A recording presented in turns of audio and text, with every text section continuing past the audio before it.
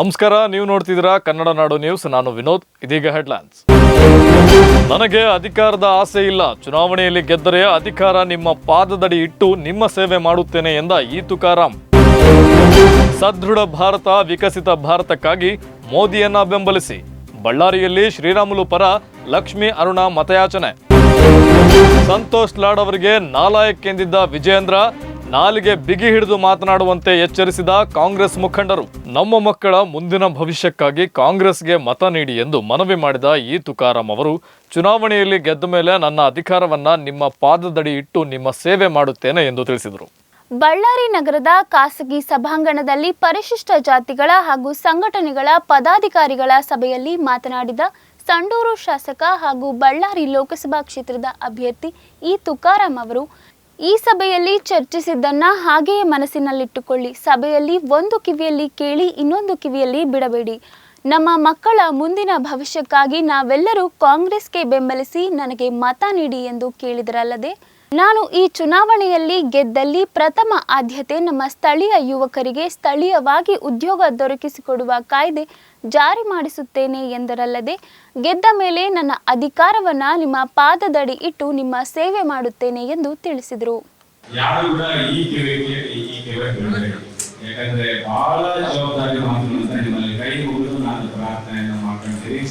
ಈ ಮಾತುಗಳೆಲ್ಲದೆಲ್ಲ ಹೃದಯದಲ್ಲಿ ಇಟ್ಕೊಂಡು ಈ ಹೃದಯದಿಂದ ಈ ಪ್ರೇರಿಯಿಂದ ನಾವೆಲ್ಲರ ನಿರ್ಧಾರ ಮಾಡ್ಬೇಕಂತ ಹೇಳಿ ನಮ್ಮಲ್ಲಿ ಕೈ ಮುಗಿದು ನಾನು ಪ್ರಾರ್ಥನೆ ಮಾಡ್ತೇನೆ.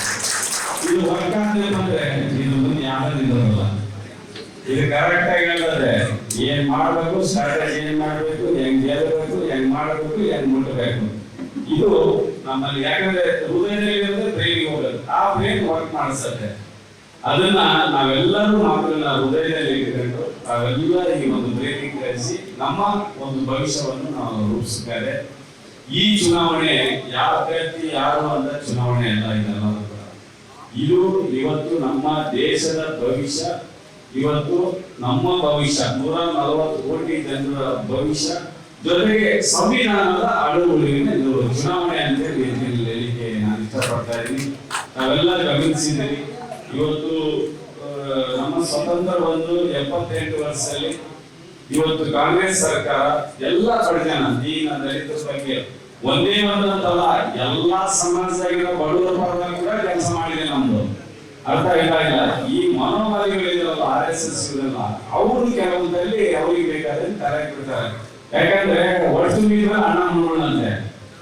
ಈಗ ಯಾರು ಕೂಡ ಮಳಿಗೆ ಹಿಡಿದು ಕಾಸು ಎರಿಸಿ, ನಾವೆಲ್ಲ ಕಾಸು ಇರಿಸಿಕೊಂಡು ಮಳಿಗೆ ಹೊಡೆದು ಕೂಡಿಕೊಂಡು ಆಸೆ ತುಂಬ ಬಂದಿರೋ ಆಸೆ ಅವ್ರು ತಿನ್ನೋ. ಹೀಗಾಗಿ ಒಟ್ಟು ಮೀರಿದ್ರೆ ಅಣ್ಣ ನೋಡಂತೆ. ಹೀಗೆ ಏನಾದ್ರು ಈ ತಲೆಗಳನ್ನು ಬಿಡತಕ್ಕಂಥದ್ದು ಮಾಡಿ ಈ ಒಂದು ಸ್ಥಿತಿಗೆ ಇವತ್ತು ತರ್ತಾ ಇದ್ದಾರೆ ದೇಶನ. ಇದಕ್ಕೆ ನಾವೆಲ್ಲರೂ ಕೂಡ ಎಚ್ಚೆತ್ತುಕೋಬೇಕಾಗಿದೆ. ನಾವು ಎಲ್ಲ ಒಂದು ಸಮಾನ ಮನಸ್ಕರಾಗಿ ಬರಬೇಕಾಗಿದೆ. ಇವತ್ತೇನು ನಾವೆಲ್ಲ ಕೂಡಿದೀವಿ, ನಾವು ಗಮನಿಸಿದ್ವಿ. ಇವತ್ತು ಕಾಂಗ್ರೆಸ್ ಸರ್ಕಾರ ಯಾವಾಗಲೂ ಬಂದಾಗ ಸಮಾಜ ಕಟ್ಟಿ ಒಂದು ಭಾರತ ಸದೃಢ ಭಾರತ ಮಾಡಲಿಕ್ಕೆ ಪ್ರಾಮಾಣಿಕವಾಗಿ ನಾನು ಬಹಳ ಜವಾಬ್ದಾರಿ ಮಾತು ಹೇಳ್ತಾ ಇದ್ದೀನಿ. ನಾನು 4 ಬಾರಿ ಶಾಸಕನಾಗಿ, ಮಂತ್ರಿಯಾಗಿ, ಸಂಸದೀಯ ಕಾರ್ಯದರ್ಶಿಯಾಗಿ, CLP ಸೆಕ್ರೆಟರಿ ಆಗಿ ಎಲ್ಲ ಸ್ವಲ್ಪ ದೊಡ್ಡ ಚಿಂತನೆ ಮಂತ್ರಿಗಳು ಆಗಿರ್ತಕ್ಕಂಥ ಮಾತುಗಳನ್ನ ನಿಮ್ಮ ಹತ್ರ ನಾನು ಅನ್ಸ್ಕೊಂಡು ಕಟ್ಟಿದ್ದೀನಿ. ಇವು ಎಲ್ಲಾನು ಕೂಡ ನಮ್ಮ ಸರ್ಕಾರ ಮಾಡಿದೆ. ಇದನ್ನ ಸ್ವಲ್ಪ ನಾವು ಮೆಮೊರಿ ಇವತ್ತು ಹೇಳೋಣ. ಒಬ್ರು ಹೇಳಿ 6 ದಿನದಿಂದ ನಾವೇನು ಊಟ ಮಾಡಿ ಹೇಳ್ಬಿಡೋಣ, ರಾತ್ರಿ ಊಟ ಮಾಡಿ ಹೇಳಿದ್ರೆ ನೋಡೋಣ ಸರ್, ನನಗೆ ಕರೆಕ್ಟ್ 9 ವಯಸ್ಸಾದಂತ ಹೇಳಿ ನೋಡೋಣ.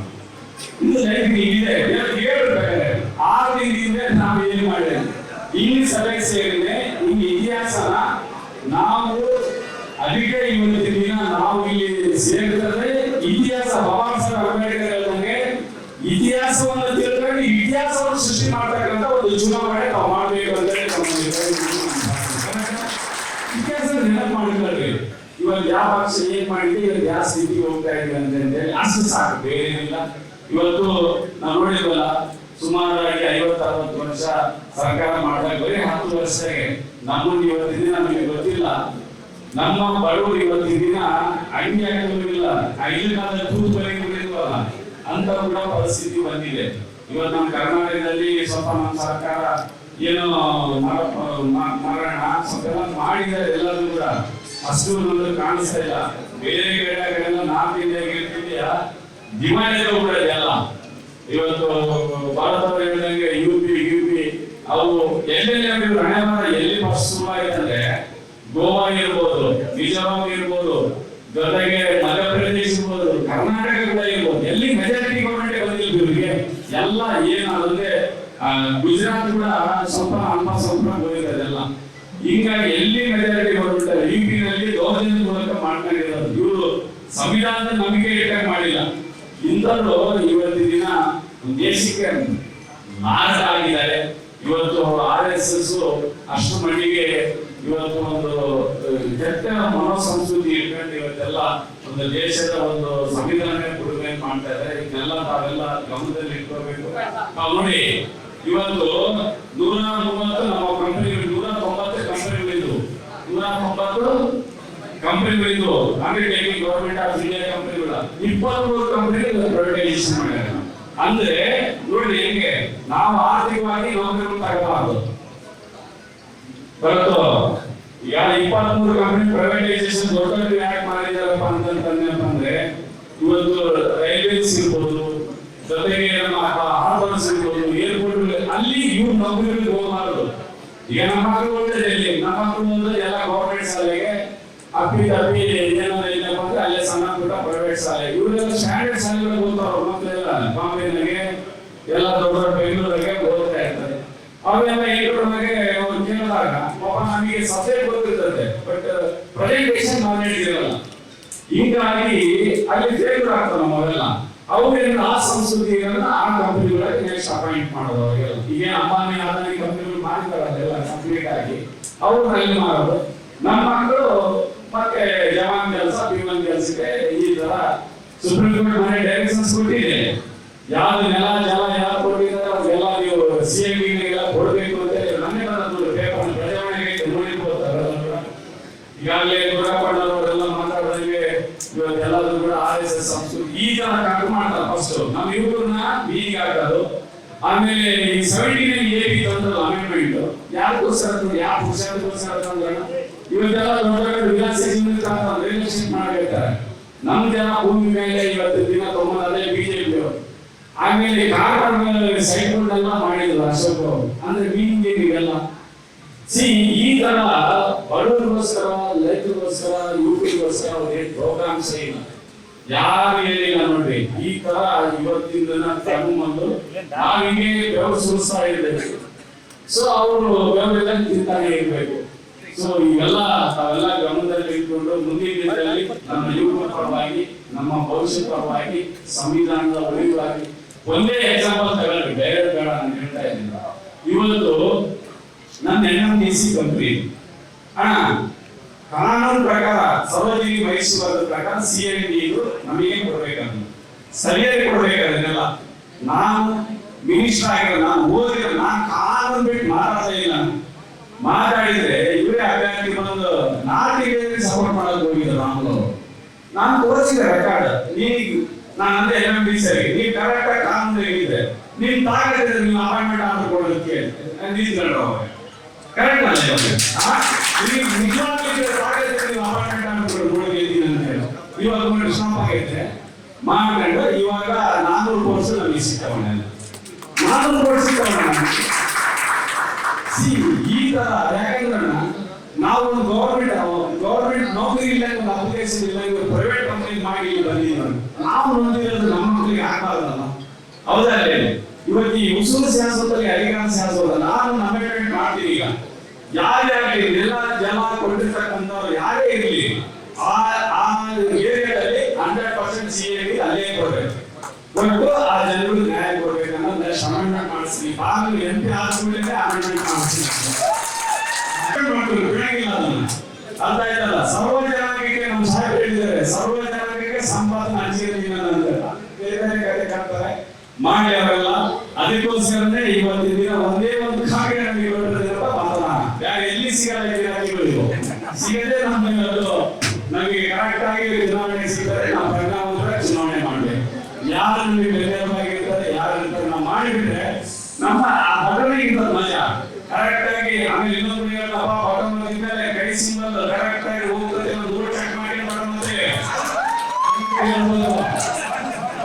ಸೌಂಡ್ ಒಂದು 2 ನಿಮಿಷ ನಿಂತ್ಕೊಂಡು ಬರ್ತಿದ್ಮೇಲೆ ನಮ್ಮ ಮಂದಿ ಬರ್ತಿದ್ಮೇಲೆ ಕೈ ಹಾಕೋದ್ರಿಂದ ಕಟ್ಟಾಗಿ ಬಿದ್ಮೇಲೆ ಹೊರಗೆ ಬರ್ಬೋದು. ಪೇಪರ್ ಈ ಎಲ್ಲಿಗೆ ಆಕಾಶವಾಗಿ ಮೊನ್ನೆ ರಾಜಸ್ಥಾನಿಗೆ ಕ್ರಿಕೆಟ್ ಮಾತಾಡಿದ್ರೆ ಎಲ್ಲೆಲ್ಲೋ ಮಾತಾಡಿದ್ರೆ ಆಗ್ಲಿ ಅವರ ಗುರು ಅವರ ಶಿಷ್ಯರು ಏನೇನು ಮಾತಾಡಲಿ. ನಾವು ಒಂದೇ ಒಂದು ಯಾವಾಗಲೂ ಕೂಡ ನಾವು ಯುದ್ಧ ನಿಂತ್ಕೊಂಡಿದ್ದೀವಿ.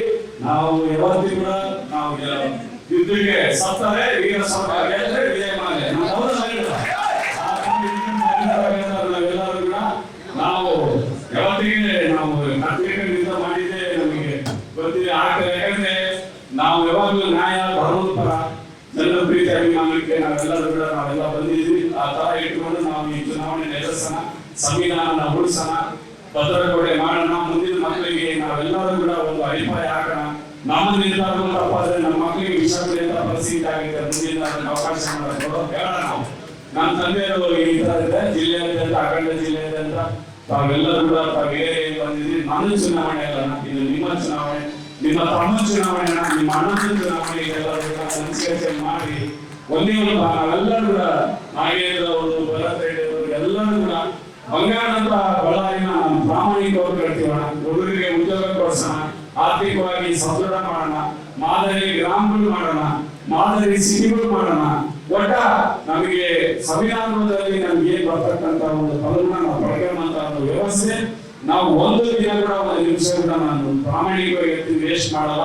5 ದಿನಗಳ ಕಾಲ, 5 ವರ್ಷಗಳ ಕಾಲ ನಾವು ಪ್ರಾಮಾಣಿಕವಾಗಿ ನಮ್ಮ ಭರವಸೆ ಈಡೇರಿಸತಕ್ಕಂತ ಒಂದು ಕೆಲಸ, ಅಭಿಮಾನ ಇವೇನಿದೆ ಉಳಿಸತಕ್ಕಂಥ ಕೆಲಸ ಈ ತುಕಾರಾಮ ಪ್ರಾಮಾಣಿಕವಾಗಿ ಮಾಡ್ತೀನಿ ಅಂತ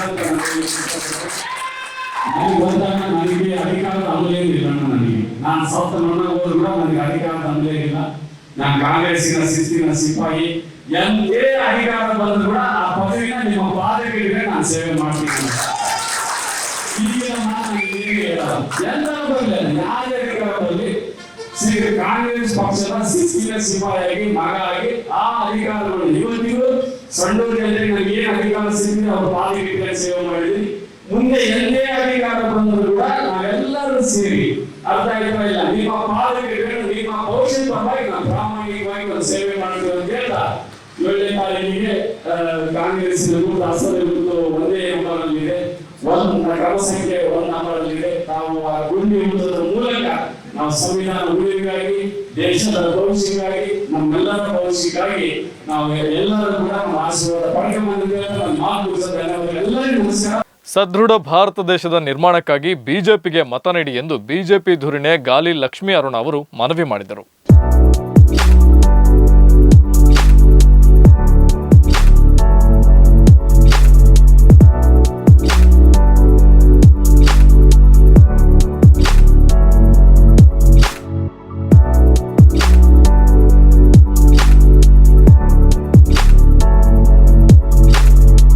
ಬಳ್ಳಾರಿಯ ಹೂವಿನ ಮಾರ್ಕೆಟ್ ಪ್ರದೇಶದಲ್ಲಿ ಬಳ್ಳಾರಿ ಲೋಕಸಭಾ ಅಭ್ಯರ್ಥಿ ಬಿ ಶ್ರೀರಾಮುಲು ಪರ ಮತಯಾಚನೆ ಮಾಡಿದ ಗಾಲಿ ಲಕ್ಷ್ಮೀ ಅರುಣ ಅವರು ಈ ಬಾರಿ ಬಿಜೆಪಿಗೆ ಮತ ನೀಡಿ ಬೆಂಬಲಿಸಿದ್ದಲ್ಲಿ ಮೋದಿ ಅವರು ಸತತವಾಗಿ 3ನೇ ಬಾರಿಗೆ ಪ್ರಧಾನಮಂತ್ರಿ ಆಗಲಿದ್ದಾರೆ. ಇದರಿಂದ ನಮ್ಮ ಭಾರತ ದೇಶವು ಇನ್ನಷ್ಟು ಅಭಿವೃದ್ಧಿ ಹೊಂದುವ ದೇಶವಾಗಲಿದೆ, ಜೊತೆಗೆ ವಿಶ್ವಗುರುವಾಗಲಿದೆ ಎಂದು ತಿಳಿಸಿದರು. ಈ ನಿಟ್ಟಿನಲ್ಲಿ ಬಳ್ಳಾರಿಯಲ್ಲಿ ಶ್ರೀರಾಮುಲು ಅವರನ್ನ ಚುನಾಯಿಸುವ ಮೂಲಕ ದೇಶದ ಪ್ರಧಾನಿ ನರೇಂದ್ರ ಮೋದಿ ಅವರ ಕೈ ಬಲಪಡಿಸಿ ಎಂದು ಮನವಿ ಮಾಡಿದರು. ಈ ಸಂದರ್ಭದಲ್ಲಿ ಹುಂಡೇಕರ್ ರಾಜೇಶ್, ಮಲ್ಲಿಕಾರ್ಜುನ ಆಚಾರ್, ಹಂಪಿ ರಮಣ ಸೇರಿದಂತೆ ಬಿಜೆಪಿ ಕಾರ್ಯಕರ್ತರು ಮತ್ತಿತರರು ಭಾಗವಹಿಸಿದ್ದರು. ಬಿವೈ ವಿಜೇಂದ್ರ ಅವರು ಸಂತೋಷ್ ಲಾಡ್ ಬಗ್ಗೆ ಹಗುರವಾಗಿ ಮಾತನಾಡಿದ್ದನ್ನ ಖಂಡಿಸಿದ ಕಾಂಗ್ರೆಸ್ ನಾಯಕರು ಉಗ್ರ ಪ್ರತಿಭಟನೆ ಮಾಡುವ ಎಚ್ಚರಿಕೆ ನೀಡಿದರು. ಇತ್ತೀಚೆಗಷ್ಟೇ ಬಿಜೆಪಿ ರಾಜ್ಯಾಧ್ಯಕ್ಷ ಬಿವೈ ವಿಜೇಂದ್ರ ಅವರ ಮಾತಿನ ಭರದಲ್ಲಿ ಕಾಂಗ್ರೆಸ್ ಕಾರ್ಮಿಕ ಸಚಿವ ಸಂತೋಷ್ ಲಾಡ್ ಅವರಿಗೆ ನಾಲಾಯಕ್ ಎಂದು ಸಂಬೋಧಿಸಿದ್ದನ್ನ ಖಂಡಿಸಿದ ಕಾಂಗ್ರೆಸ್ ಮುಖಂಡರು ಪ್ರತಿಭಟನೆಗೆ ಮುಂದಾಗಿದ್ರು. ಆದರೆ ಚುನಾವಣಾ ನೀತಿ ಸಂಹಿತೆ ಜಾರಿಯಲ್ಲಿರುವುದರಿಂದ ಪ್ರತಿಭಟನೆಯನ್ನ ನಡೆಸದೆ ಮಾಧ್ಯಮಗಳ ಮೂಲಕ ವಿಜೇಂದ್ರ ಅವರಿಗೆ ಬಾಯಿ ಬಿಗಿ ಹಿಡಿದು ಮಾತನಾಡುವಂತೆ ಎಚ್ಚರಿಕೆ ನೀಡಿದ್ರು. ಮುಂದಿನ ದಿನಗಳಲ್ಲಿ ಹಾಗೆಯೇ ಮಾತನಾಡಿದಲ್ಲಿ ರಾಜ್ಯದಾದ್ಯಂತ ಸಂತೋಷ್ ಲಾಡ್ ಅಭಿಮಾನಿಗಳಿಂದ ಉಗ್ರ ಹೋರಾಟ ನಡೆಸಲಾಗುವುದು ಎಂದು ಎಚ್ಚರಿಸಿದರು. ಮೊನ್ನೆ ಕರ್ನಾಟಕ ರಾಜ್ಯದ ಬಿಜೆಪಿ ಅಧ್ಯಕ್ಷರಾಗಿರ್ತಕ್ಕಂಥ ವಿಜೇಂದ್ರ ಅವರು ನಮ್ಮ ನೆಚ್ಚಿನ ನಾಯಕರು, ಬಡವರ ಬಂಧು, ದೀನ ದಲಿತರು, ಆಶಾಕಿರಣರಾಗಿರ್ತಕ್ಕಂಥ ಏನು ನಮ್ಮ ಸಂತೋಷ್ ಲಾಡ್ ಸಾಹೇಬ್ರ ಮೇಲೆ ದಾದಾ ಅವ್ರ ಮೇಲೆ ನಾಲಾಯಕನ ಪದ ಅಶ್ಲೀಲವಾಗಿ ಬಳಸಿದ್ದಾರೆ ವಿಜೇಂದ್ರ ಅವ್ರಿಗೆ ನಾನು ಒಂದು ಮಾತನ್ನು ಸವಾಲನ್ನು ಹಾಕ್ಲಿಕ್ಕೆ ಇಷ್ಟಪಡ್ತೀನಿ. ನಿಮಗೆ ರಾಜಕೀಯ ಅನುಭವ ಏನಿದೆ? ಸಂತೋಷ್ ಲಾಡ್ ಅವರು ಮಾನವೀಯತೆಯಿಂದ ಇಡೀ ರಾಜ್ಯದಲ್ಲಿ ತಮ್ಮದೇ ಆದಂಥ ಛಾಪು ಮೂಡುವಂಥ ಕೆಲಸವನ್ನು ಮಾಡಿದ್ದಾರೆ. ಬಡವರಿಗೆ, ನಿರ್ಗತಿಕರಿಗೆ, ಮನೆ ಸೂರಿಲ್ದವರಿಗೆ ಮನೆ ಕಟ್ಟಿದ್ದಾರೆ. ಯಾರು ವಿದ್ಯಾರ್ಥಿಗಳಿಗೆ ಫೀಸ್ ಕಟ್ಟಕ್ಕಾಗಿಲ್ಲ ಅಂದ್ರೆ ಅನೇಕ ಸಾವಿರಾರು ಲಕ್ಷಾಂತರ ರೂಪಾಯಿಯನ್ನು ಫೀಸ್ ಕಟ್ಟಿರ್ತಕ್ಕಂಥ ಉದಾಹರಣೆ ಇದೆ. ಅನೇಕ ಧನ ಸಹಾಯನ ಮಾಡಿದ್ದಾರೆ. ಅನೇಕ ಆರೋಗ್ಯ ಸರಿ ಇಲ್ಲ ಅಂತಂದರೆ ಏನು ಹಾರ್ಟ್ ಆಪ್ರೇಷನ್ ಆಗಿರ್ಬೋದು, ಕ್ಯಾನ್ಸರ್ ಪೇಷಂಟ್ ಆಗಿರ್ಬೋದು, ಪ್ರತಿಯೊಂದು ಪೇಷಂಟ್ ಯಾರೇ ಬಂದರೂ ಕೂಡ ಕೈ ಚಾಚಿ ಬಂದರೂ ಕೂಡ ಕೇಳಿದರೆ ಇಲ್ಲ ಅಂತ ವಾಪಸ್ ಕಳಿಸಲಾರ್ದೆ ಅಂಥ ಧೀಮಂತ ನಾಯಕರ ಮೇಲೆ ವಿಜೇಂದ್ರ ಅನ್ನೋವ ಏನು BJP ರಾಜ್ಯಾಧ್ಯಕ್ಷ ಇವತ್ತು ನಮ್ಮ ಸಂತೋಷ್ ಲಾಡ್ ದಾದಾ ಅವ್ರ ಮೇಲೆ ನಾಲಾಯಕನ ಪದ ಬಳಸಿದ್ದಾನೆ. ಇವತ್ತು ನಾಲಾಯಕ್ ಪದ ಬಳಸಲಿಕ್ಕೆ ನಿಮಗೆ ನೈತಿಕತೆ ಇದೆಯಾ? ನೀವು ನಿಮ್ಮ ಸ್ವಂತ ತಂದೆಯನ್ನೇ ಪ್ರೇರಣಾ ಟ್ರಸ್ಟಿಗೆ 20-25 ಕೋಟಿ ನೇರವಾಗಿ ಚೆಕ್ ಮುಖಾಂತರ ನಿಮ್ಮಪ್ಪನ ಮುಖ್ಯಮಂತ್ರಿ ಆಗಿದ್ದ ಸಂದರ್ಭದಲ್ಲಿ ಜೈಲಿ ಕಳಿಸಿಕೊಟ್ಟಿರ್ತಕ್ಕಂಥ ಕೀರ್ತಿ ನಿನ್ನದದು. ಆದರೆ ಸಂತೋಷ್ ಲಾಡ್ ಸಾಹೇಬ್ರವರು ಇಲ್ಲಿವರೆಗೆ ಕಳೆದ 30 ವರ್ಷ ರಾಜಕೀಯ ಅನುಭವದಲ್ಲಿ ಇವತ್ತು ಜನಸಾಮಾನ್ಯರನ್ನ ಸಮಾಜ ಸೇವೆಯನ್ನು ಮಾಡ್ಕೊತ ಬಂದು ಇವತ್ತು ಸಂತೋಷ್ ಲಾಡ್ರವರು ಅನೇಕ ಜನಪರ ಕೆಲಸವನ್ನು ಮಾಡಿದ್ದಾರೆ. ಯಾವತ್ತು ವಿರೋಧ ಪಕ್ಷದವ್ರಿಗೆ ಕೂಡ ಯಾವತ್ತೂ ಒಂದು ಏಕವಚನದಲ್ಲಿ ಮಾತನಾಡಿಲ್ಲ ಅಂತ ವ್ಯಕ್ತಿ ನಮ್ಮ ಸಂತೋಷ್ ಲಾಡ್ ಸಾಹೇಬರು. ನೀವು ಇಲ್ಲಿಗೆ ನಿಮ್ಮ ನಾಲಿಗೆ ಅರಿಬಿಟ್ರೆ ನಿಮ್ಮ ಮೇಲೆ ಹುಷಾರ್. ನಿಮಗೆ ಮಾನ, ನಾಚಿಕೆ, ಮರ್ಯಾದೆ ಇತ್ತು ಅಂತಂದರೆ ಕೂಡಲೇ ನಮ್ಮ ಸಂತೋಷ್ ಲಾಡ್ ಸಾಹೇಬರಿಗೆ ಮತ್ತು ಈ ರಾಜ್ಯದ ಮುಖ್ಯಮಂತ್ರಿ ಸಿದ್ದರಾಮಯ್ಯ ಅವರಿಗೆ ತಾವು ಕ್ಷಮಾಪಣೆ ಕೇಳಬೇಕು. ಕ್ಷಮಾಪಣೆ ಕೇಳದೆ ಹೋದರೆ ಇಡೀ ರಾಜ್ಯಾದ್ಯಂತ ನಾವು ಹೋರಾಟ ಹಮ್ಮಿಕೊಳ್ತೀವಿ. ಈಗೇನಂತಂದರೆ ಚುನಾವಣೆ ನೀತಿ ಸಮಿತಿ ಇರೋದ್ರಿಂದ ನಾವು ಪ್ರತಿಭಟನೆ ಮಾಡಲಿಕ್ಕೆ ಆಗೋದಿಲ್ಲ. ಸೊ ಆ ಒಂದು ನಿಟ್ಟಿನಲ್ಲಿ ಮುಂದಿನ ದಿನಮಾನದಲ್ಲಿ ನಾವು ಸುಮ್ಮನೆ ಆಗಿಲ್ಲ. ಮುಂದೆ ನಾವು ಚುನಾವಣೆ ಕಳೆದ ಮೇಲೆ ಕೂಡ ನೀವು ಎಲ್ಲೆಲ್ಲಿ ಪ್ರಚಾರಕ್ಕೆ ಹೋಗ್ತಿರೋ ಅಲ್ಲೆಲ್ಲಿ ಕಪ್ಪು ಬಾವುಟ ಹಾರಿಸ್ತೀವಿ ಅಂತಕ್ಕಂಥ ಮಾತನ್ನು ಎಚ್ಚರಿಕೆಯನ್ನು ವಿಜೇಂದ್ರ ಅವರಿಗೆ ಕೊಡ್ತೀನಿ. ಹುಷಾರ್. ನಮ್ಮ ರಾಜ್ಯದ ರಾಜ್ಯಾಧ್ಯಕ್ಷರಾದ ವಿಜೇಂದ್ರ ಅವರು ಏನು ಮಾನ್ಯ ಸಚಿವರಾದ ಸಂತೋಷ್ ಲಾಡ್ ಅವರ ಒಂದು ಬಗ್ಗೆ ಅಶ್ಲೀಲವಾಗಿ ಒಂದು ನಾಲಾಯಕ್ ಪದ ಅನ್ನೋ ಒಂದು ವರ್ಡು ಯೂಸ್ ಮಾಡಿದ್ದಾರೆ. ಯಾಕೆಂದರೆ ನಾನು ಇದನ್ನು ಹೇಳೋಕ್ಕೊಂದು ಇಷ್ಟಪಡ್ತೀನಿ. ಸಂತೋಷ್ ಲಾಡ್ ದಾದಾ ಅವರು ಅವ್ರ ತಂದೆ ಆದಂಥ ಯಡಿಯೂರಪ್ಪರವರು ಮತ್ತು ಮಾನ್ಯ ಪ್ರಧಾನಮಂತ್ರಿಗಳಾದ ಮೋದಿ ಅವ್ರನ್ನ ಯಡಿಯೂರಪ್ಪ ಸಾಹೇಬ್ರೆ, ಮೋದಿ ಸಾಹೇಬ್ರೆ ಅನ್ನೋ ಒಂದು ವರ್ಡ್ ಅವರು ಯೂಸ್ ಮಾಡ್ತಾರೆ. ಪ್ರತಿಯೊಂದಕ್ಕೂ ಅವರು ಎಲ್ಲ ರೀತಿಯಿಂದ ಒಂದು ರೆಸ್ಪೆಕ್ಟ್ ಕೊಟ್ಟು ಅವರು ಒಂದು ವರ್ಡ್ ಯೂಸ್ ಮಾಡ್ತಾರೆ. ಯಾಕೆಂದರೆ ಇವರು ನಿನ್ನೆ ಮೊನ್ನೆ ಇನ್ನೂ ರಾಜ್ಯಾಧ್ಯಕ್ಷ ಆಗಿರೋದು. ಇವರು ಕಳೆದ 25-30 ವರ್ಷದಿಂದ ಅವರು ಜನಪರ ಕಾರ್ಯ ಮಾಡ್ಕೊಂಬಂದು ಜನರ ಮನಸ್ಸು ಗೆದ್ದು ಇವತ್ತು ಸಚಿವರಾಗಿದ್ದಾರೆ. ಯಾಕೆಂದರೆ ಮಾನ್ಯ ಒಂದು ಸಚಿವರ ಬಗ್ಗೆ ಈ ಥರ ಮಾತಾಡೋದು ತಪ್ಪು. ದಯವಿಟ್ಟು ತಮ್ಮ ರಾಜ್ಯಾಧ್ಯಕ್ಷರಿಗೆ ಹೇಳ್ತೀನಿ, ಆದಷ್ಟು ಬೇಗ ನೀವು ಕ್ಷಮಾ ಕೇಳಿ ರಾಜ್ಯ ಜನತೆಗೆ ಮತ್ತು ರಾಜ್ಯ ಮುಖ್ಯಮಂತ್ರಿಗೆ ಮತ್ತು ಮಂತ್ರಿಗೆ ಕ್ಷಮಾ ಕೇಳಿದರೆ ಒಳ್ಳೆಯದು. ಇಲ್ಲಾಂದರೆ ಸಂತೋಷ್ ಲಾಡ್ ಅಭಿಮಾನಿಗಳು ರಾಜ್ಯಾದ್ಯಂತ ಇದ್ದಾರೆ. ಇವತ್ತು ಯಾಕೆಂದರೆ ಇವತ್ತು ನಾವು ಪ್ರತಿಭಟನೆ ಮಾಡಬೇಕಿತ್ತು, ಕೆಲವು ಕಾರಣದಿಂದ ಕೋಡ್ ಆಫ್ ಕಂಡಕ್ಟ್ ನೀತಿ ಸಮಿತಿ ಇರೋದರಿಂದ ಇವತ್ತು ಮಾಡೋಕ್ಕಾಗಿಲ್ಲ. ನಾವು ಮಾಧ್ಯಮ ಮುಖಾಂತರ ನಿಮ್ಗೆ ಎಚ್ಚರ ಕೊಡ್ತಾ ಇದ್ದೀನಿ. ದಯವಿಟ್ಟು ಸ್ವಾಮಿ ಕ್ಷಮೆ ಕೇಳಿ. ಈಗ ಕಳೆದ 2 ದಿನಗಳ ಹಿಂದೆ ಸಮಾಜ ಸೇವಕರು ದೀನದಲಿತರ ಬಂದು ಸಂತೋಷ್ ಲಾಡ್ ವಿರುದ್ಧ ಮಾನ್ಯ ರಾಜ್ಯಾಧ್ಯಕ್ಷ ವಿಜೇಂದ್ರ ಅವರು ಆ ರೀತಿ ಮಾತಾಡೋದು ಭಾಳ ತಪ್ಪದು. ಅದಕ್ಕೆ ರಾಜ್ಯಾದ್ಯಂತ ನಾವು ಪ್ರತಿಭಟನೆ ಮಾಡ್ತಾ ಇದ್ದೀವಿ.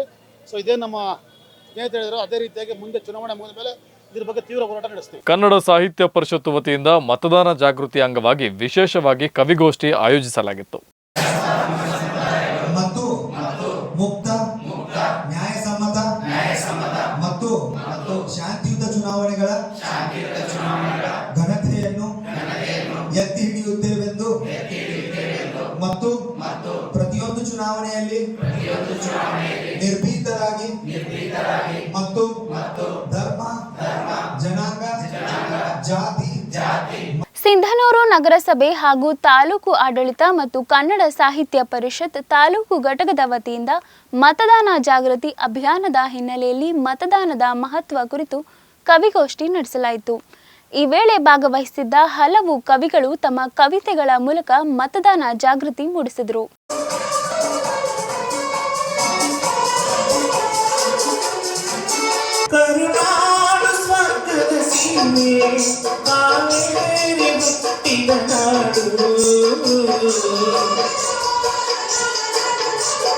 ನಾಡು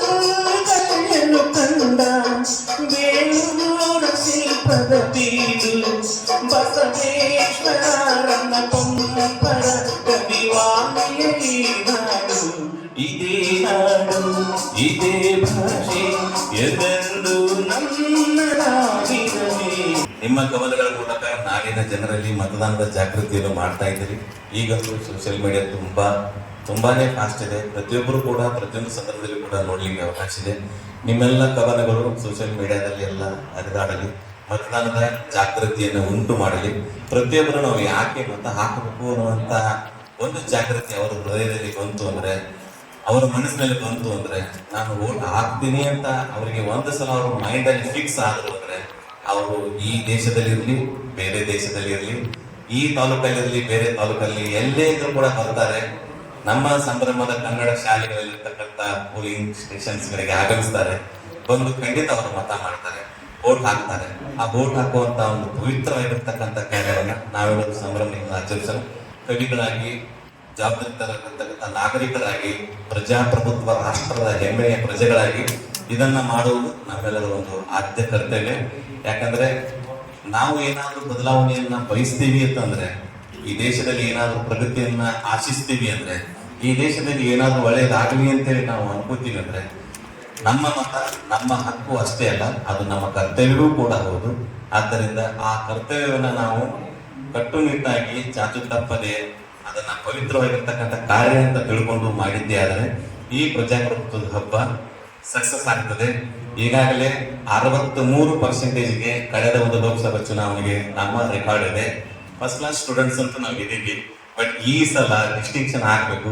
ಅಬೌವ್ 80 ಜಾಸ್ತಿ ಮತದಾನ ಆಯ್ತು ಅಂದ್ರೆ ಸಂಗನೂರು ನಮ್ಮ ಒಂದು ವಿಧಾನಸಭಾ ಕ್ಷೇತ್ರದ ಅಂದ್ರೆ ಈ ಎಸಿಯಲ್ಲಿ ನಮ್ಮ MP ಕಾನ್ಸ್ಟಿಟ್ಯೂನ್ಸಿಗೆ ಸಂಬಂಧಪಟ್ಟಂತೆ ಅಬೌವ್ 80 ಅಂದ್ರೆ 80% ಜಾಸ್ತಿ ನಾವು ಹೋದ್ವಿ ಅಂದ್ರೆ ನಾವು ನಿಜವಾಗಿಯೂ ಒಂದು ಅತ್ಯುತ್ತಮವಾಗಿರ್ತಕ್ಕಂಥ ಸಾಧನೆ ಮಾಡೋಕೆ ಅವಕಾಶ ಇದೆ.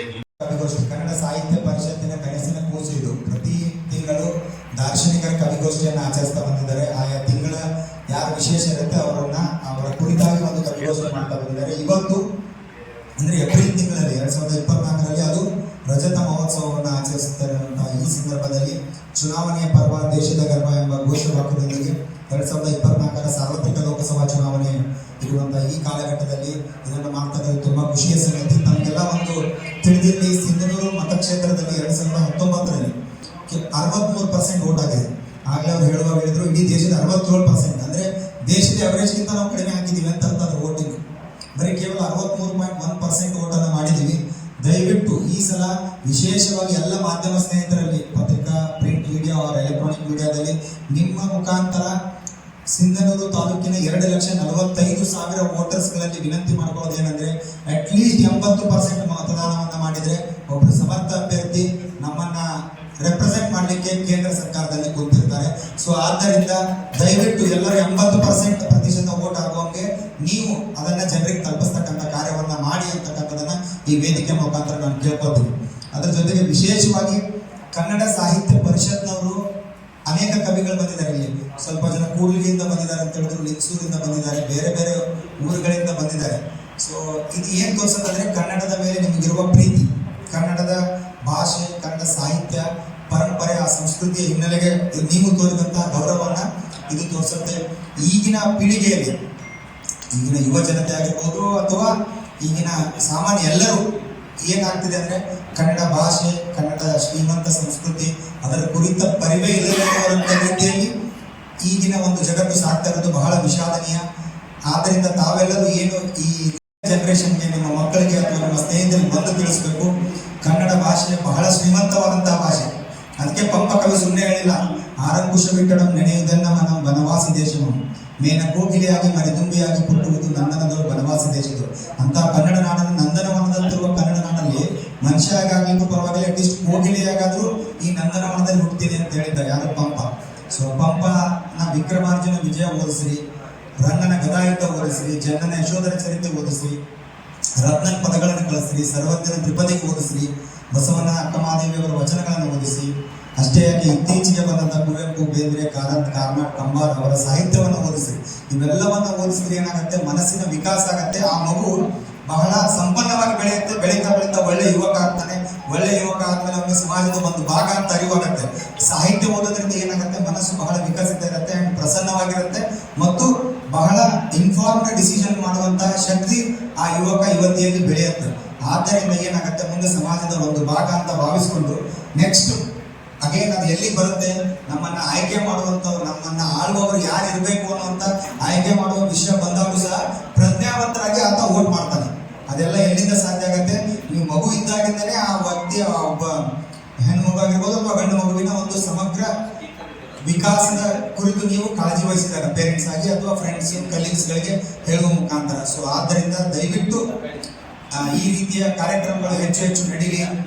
ನಮ್ಮ ಕನ್ನಡ ನಾಡು ಇಡೀ ದೇಶದಲ್ಲಿ ಅತಿ ಹೆಚ್ಚು ವೋಟರ್ ಪರ್ಸೆಂಟೇಜ್ ಟರ್ನ್ಔಟ್ ಅನ್ನು ಕೊಡುವುದಾಗಲಿ. ವಿಶೇಷವಾಗಿ ಸಿಂಧನೂರಿನಿಂದ ಈ ಸಲ 80% ನಾವು ವೋಟರ್ ಟರ್ನ್ಔಟ್ ಅನ್ನು ಕೊಡ್ತೀವಿ ಅಂತಕ್ಕಂಥ ಪ್ರತಿಜ್ಞೆಯನ್ನು ಮಾಡ್ತಾ ಎಲ್ಲ ಕವಿಗಳು ಸಹ ಮತದಾನ ಕುರಿತು ಏನೇನು ಮಾಡಿರ್ತೀರಿ ಅಟ್ಲೀಸ್ಟ್ ಒಂದು ಟಾಪ್ 5 ಯಾರು ಬರ್ತಾರೆ ಆ ಕವನಗಳನ್ನು ನಮ್ಗೆ ಕೊಟ್ರೆ ನಾವು ಸಹ ಎಲೆಕ್ಷನ್ ಕಮಿಷನ್ ಆಫ್ ಇಂಡಿಯಾದು ಪ್ರತಿ ತಿಂಗಳ ಒಂದು ಮಂತ್ಲಿ ಮ್ಯಾಗಝಿನ್ ಬರುತ್ತೆ, ಅಲ್ಲಿ ಪ್ರಕಟ ಮಾಡುವಂತಹ ಹೆಚ್ಚಿನ ವೋಟರ್ ಪಾರ್ಟಿಸಿಪೇಷನ್ ಮಾಡಿಸ್ಕೊಳ್ಳಿಕ್ಕೆ ಮಾಡಿರುವಂತ ಒಂದು ಕ್ರಮ ಅಂತ 5 ಬೂತ್ ಮಾಡಿದೀವಿ. ಸಿಟಿಯಲ್ಲಿ 3 ಇದಾವೆ, ಹಳ್ಳಿಯಲ್ಲಿ 2 ಇದಾವೆ.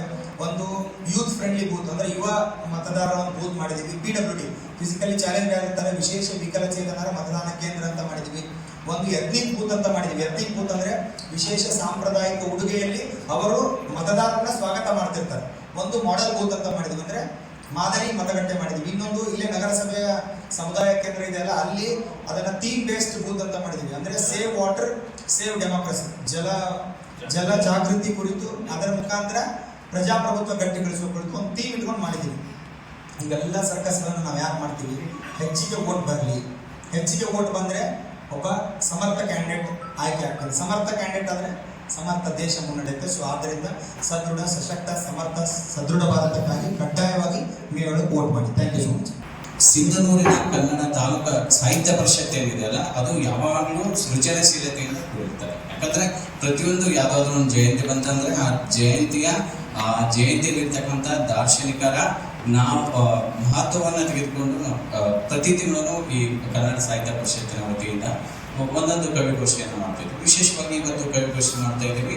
ಪಪ್ಪಾಯ ಸರ್ ನನಗೆ ರಿಕ್ವೆಸ್ಟ್ ಮಾಡಿದ್ರು, ಆಯ್ತು ಅಂತ ಹೇಳಿ ನಾವು ಆರ್ಗನೈಸ್ ಮಾಡಿದ್ವಿ. ಹಂಗಾಗಿ ಇವತ್ತೆಲ್ಲ ಬೇರೆ ಬೇರೆ ಎಲ್ಲ ನೋಡಿ ಎಲ್ಲೆಲ್ಲಿ ಟೀಚರ್ಸ್ ಎಲ್ಲ ಪಾಪ 4 ಗಂಟೆಗೆ 5 ಗಂಟೆಗೆಲ್ಲ ಬಸ್ ಬಂದು ಇಲ್ಲಿಗೆ ಬಂದು ಕವನ ವಾಚನ ಮಾಡ್ತಾರೆ. ಅಂದ್ರೆ ದಟ್ ಈಸ್ ದ ಪವರ್, ಅಂದ್ರೆ ಅದರ ಶಕ್ತಿ ಮತ್ತು ಅದರ ಏನಂತಾರೆ ನಮ್ಮ ಕನ್ನಡದಲ್ಲಿರ್ತಕ್ಕಂಥ ಒಂದು ತಾಕತ್ತು. ಆ ಒಂದು ನಾನು ಅಲ್ಲಿಗೆ ಬಂದು ನಾನು ನನ್ನ ಕನ್ನಡತ್ವವನ್ನು ಹೇಳ್ಕೊಡ್ತೇನೆ ಅಂತ. ವಿಶೇಷವಾಗಿ ನಾವು ಈ ಸಂದರ್ಭದಲ್ಲಿ ಪ್ರತಿಯೊಬ್ಬ ಕವಿಗಳು ಮಾತಾಡಕ್ಕೆ ಎದಿರ್ತಾರೆ. ಯಾಕಂದ್ರೆ ಏನಾದ್ರೂ ಈ ಮಾತಾಡ್ಬಿಟ್ರೆ ಯಾವ ಪಕ್ಷದವ್ರು ಏನ್ ಅನ್ಕೊಳ್ತಾರೋ, ಯಾರ ವಿರುದ್ಧ ಇದೀವೋ ಯಾರ ಪರ ಇದೀವೋ ನಮಗೆ ಗೊತ್ತಾಗೋದು. ಅಂದ್ರೆ ಯಾವಾಗ್ಲೂ ನಾವು ಮಾತಾಡ್ಬೇಕಾದಾಗ ಬಹಳ ಯೋಚನೆ ಮಾಡಿ ಮಾತಾಡ್ಬೇಕಾಗುತ್ತೆ. ಬಟ್ ಒಬ್ಬ ಕವಿಗೆ ಮಡಿ ಇರೋದಿಲ್ಲ, ನಿಜ ಇರುತ್ತೆ. ಕವಿಗೆ ಮಡಿ ಇರೋದಿಲ್ಲ. ಮಡಿ ಇರುವಂತಿಕೆಯನ್ನ ಇಟ್ಕೊಂಡು ಅವ ಕವಿ ಆಗ್ತೇನೆ ಅಂದ್ರೆ ಅದು ಅಸಾಧ್ಯವಾಗಿರ್ತಕ್ಕಂಥದ್ದು. ಮತ್ತೆ ಅವ ಕವಿ ಅಲ್ಲ. ಮಡಿ ಬಿಟ್ಟು ಯಾರು ಮಾತಾಡ್ತಾರೆ ಅವ್ರು ಕವಿಗಳು. ಯಾರು ಮಾತಾಡ್ತೀರಂದ್ರೆ ನಮ್ಗೆ ಯಾರು ಬೇಕಾಗಿಲ್ಲ. ಅಂದ್ರೆ ನಮ್ಗೆ ಯಾರು ನಾವು ಹತ್ತಿರದವರಲ್ಲ. ನಮ್ಮನ್ನ ಕವಿಗಳಂತ ನಿಮ್ಗೆ ಯಾರು ಸೇರಲ್ಲ. ಫಸ್ಟ್ ಆಫ್ ಆಲ್ ಅವರು ನಿಷ್ಠುರವಾದಿಗಳು ಬಾಯಿಗೆ ಬಂದಿದ್ದು ಹೇಳ್ತಾರೆ ಅಂತ. ಬಾಯಿಗೆ ಬಂದಿದ್ದು ನಾವ್ ಹೇಳೋದಿಲ್ಲ, ನಾವ್ ಹೇಳಿದ್ದೆಲ್ಲೂ ಸತ್ಯವಾಗಿ ಇರ್ತಾರೆ. ಅಂದ್ರೆ ರವಿ ಕಾಣಂತೆಲ್ಲ ಕವಿಗಳಂತ ಸುಮ್ಮನೆ ಯಾರು ಹೇಳೋದಿಲ್ಲ. ಹಂಗಾಗಿನೇ ಪ್ರತಿಯೊಂದು ಹಂತದಲ್ಲಿ ಬೇರೆ ಬೇರೆ ಎಲ್ಲ ಬೇಕಂದ್ರೆ ನೋಡಿ ಎಲ್ಲಾ ಕವಿಗಳು. ಪರಿಶಿಷ್ಟ ಜಾತಿ ಸೇರಿದಂತೆ ಹಲವು ಹಿಂದುಳಿದ ಜಾತಿ ಸಂಘಟನೆಗಳಿಂದ ಕಾಂಗ್ರೆಸ್ ಬೆಂಬಲಿಸಲು ತೀರ್ಮಾನ ಮಾಡಲಾಗಿದೆ ಎಂದು ದಲಿತ ಮುಖಂಡರು ತಿಳಿಸಿದರು. ನಗರದ ಖಾಸಗಿ ಸಭಾಂಗಣದಲ್ಲಿ ಕಾಂಗ್ರೆಸ್ ಅಭ್ಯರ್ಥಿ ಬೆಂಬಲಿಸುವ ಸಲುವಾಗಿ ಆಯೋಜಿಸಿದ್ದ ಸಭೆಯ ನಂತರ ಪತ್ರಕರ್ತರೊಂದಿಗೆ ಮಾತನಾಡಿದ ದಲಿತ ಮುಖಂಡರುಗಳಾದ ಎ ಮಾನಯ್ಯ, ಮುಂಡರ್ಗಿ ನಾಗರಾಜ್ ಮತ್ತಿತರರು ಈ ಬಾರಿ ಎಲ್ಲ ಪರಿಶಿಷ್ಟ ಜಾತಿ ಹಾಗೂ ಉಪಜಾತಿಗಳು ಸೇರಿದಂತೆ ದಲಿತ ಪರ ಹೋರಾಟ ಸಂಘಗಳು ಮತ್ತಿತರರು ಕಾಂಗ್ರೆಸ್ ಪಕ್ಷದ ಅಭ್ಯರ್ಥಿಯನ್ನ ಗೆಲ್ಲಿಸಲು ತೀರ್ಮಾನಿಸಲಾಗಿದೆ ಎಂದು ತಿಳಿಸಿದರು. ಅವರಿಗೆ ಬೆಂಬಲ ಕೊಡುವಂತೆ ನಾವು ತೀರ್ಮಾನ ಮಾಡಿ ನಾವು ಸಭೆ ಮಾಡಿದ್ದೇವೆ. ಆ ಸಭೆಯಲ್ಲಿ ನಾವು ತೀರ್ಮಾನ ಹೇಗೆ ತಗೊಂಡಿದ್ದೀವಿ, ಇಡೀ ನಮ್ಮ ಪರಿಶಿಷ್ಟ ಜಾತಿಯ ಪ್ರತಿಯೊಂದು ಹಳ್ಳಿ, ಪ್ರತಿಯೊಂದು ನಗರ, ಪ್ರತಿಯೊಂದು ಪಟ್ಟಣ ಎಲ್ಲಿದ್ದರೂ ಸಹ ನಾವು ಅವರಿಗೆ ಮನೆ ಮನೆಗೆ ಹೋಗಿ ಅವರಿಗೆ ಭೇಟಿ ಕೊಟ್ಟು ಅವರಿಗೆ ಕಾಂಗ್ರೆಸ್ಸಿಗೆ ವೋಟ್ ಮಾಡಬೇಕು, ಅದು ತುಕಾರಾಮರವರಿಗೆ ವೋಟ್ ಮಾಡಬೇಕಂತ ನಾವು ಪ್ರತಿಯೊಬ್ಬ ನಾಗರಿಕರಲ್ಲಿ ವೋಟ್ ಮಾಡೋದ್ರ ಬಗ್ಗೆ ನಾವು ತಿಳಿಸೋದಕ್ಕೆ ತೀರ್ಮಾನವನ್ನು ತೆಗೆದುಕೊಂಡಿದ್ದೀವಿ. ಆನಂತರ ಇವತ್ತು ನಾವು ತುಕಾರಾಮ್ ಸಾರ್ ಅಂತೇನೆ ನಾವು ಈ ಸಮಾಜದಿಂದ ನಾವು ನಿಮಗೆ ಸಂಪೂರ್ಣ ಬೆಂಬಲ ಇರ್ತದೆ. ನಾವು ನಿಮ್ಮ ತುಕಾರಾಮ್ ಸರ್ನ ಈ ಸಾರಿ ಗೆಲ್ಲಿಸೋದ್ರ ಗ್ಯಾರಂಟಿಯನ್ನ ಆಶ್ವಾಸನೆಯನ್ನು ನಾವು ಸಮಾಜದ ಪರವಾಗಿ ನಾವು ಅವರಿಗೆ ನೀಡಿದ್ದೀವಿ. ಈಗಾಗಲೇ ಒಂದು ತೀರ್ಮಾನ ಮಾಡಿ ಇವತ್ತೊಂದು ದೊಡ್ಡ ಸಭೆ ಮಾಡಿದ್ವಿ. ಎರಡು ಸಮಾಜ ಅಂದ್ರೆ ಎಲ್ಲ ಸಮಾಜ, ಪರಿಶಿಷ್ಟ ಜಾತಿಯಲ್ಲಿ ಬರ್ತಕ್ಕಂಥ ಮಾದಿಗ ಸಮಾಜ, ಚಲವಾದಿ ಸಮಾಜ, ಬಂಜಾರ ಸಮಾಜ, ಗೋವಿ ಸಮಾಜ ಮತ್ತು ಡೋರ ಸಮಾಜ ಮತ್ತು ನಮ್ಮ ಮೋಚಿ ಸಮಾಜದ ಎಲ್ಲ ಹಿರಿಯ ಮುಖಂಡರು ಸೇರಿಸಿಕೊಂಡು ಒಂದು ಸಭೆಯಲ್ಲಿ ನಾವು ತೀರ್ಮಾನ ತಗೊಂಡು